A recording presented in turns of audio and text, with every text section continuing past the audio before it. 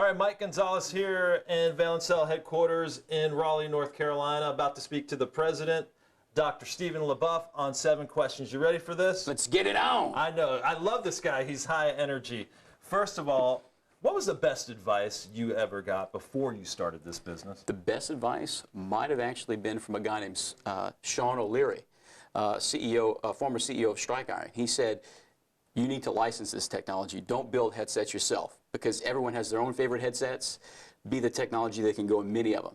And that helped us not waste money on trying to build a product to compete with Beats or Jabra or any folks who are our customers today. What's the biggest mistake you think you ever made when you started this business? I would say the biggest mistake we ever made,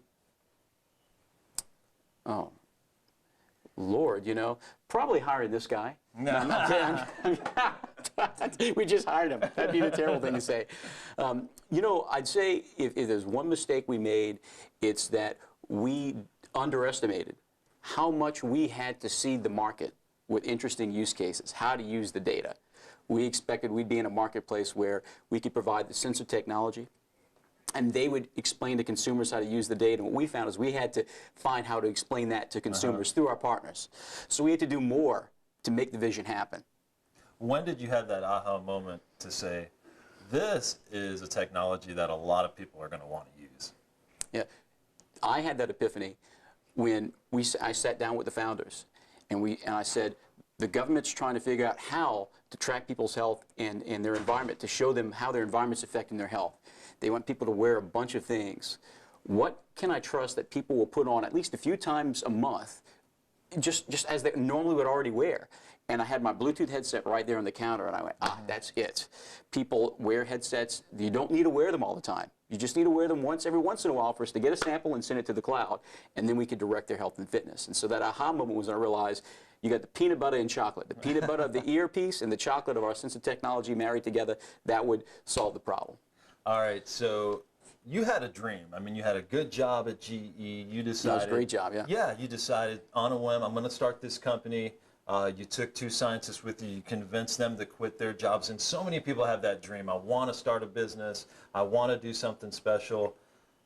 What's your advice to people who are at that point? They're sick of their desk job and they want to start something themselves. There's, especially at any time in your life, if you feel that's something you really want to do, you got to just do it. This nation is designed around enabling people to take a risk.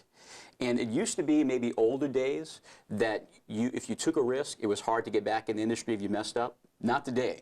As a matter of fact, what made it harder for me to raise money to start is I hadn't started a company before. It's better to start and fail and learn. It gives you more opportunities, frankly, in the venture capital world than to just come out of left field not having tried before. So go ahead and do it. We live in a culture now where risk is rewarded, and if you fail, it's better to have tried and failed than not.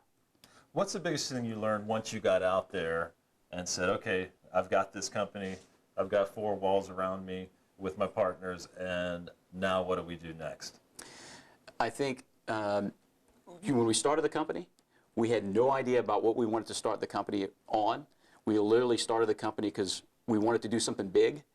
And when we finally realized what we wanted to do, I remember that night laying down in my bed saying, we got a long road ahead of us, long road ahead of us, looking at the ceiling, realizing it would be years before we got to where we wanted to be.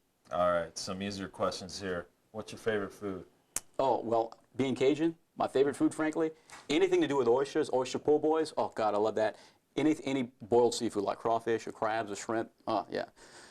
And how would people describe you? I think people would say, this boy has no shame. I think you just passed 7 questions. Great job.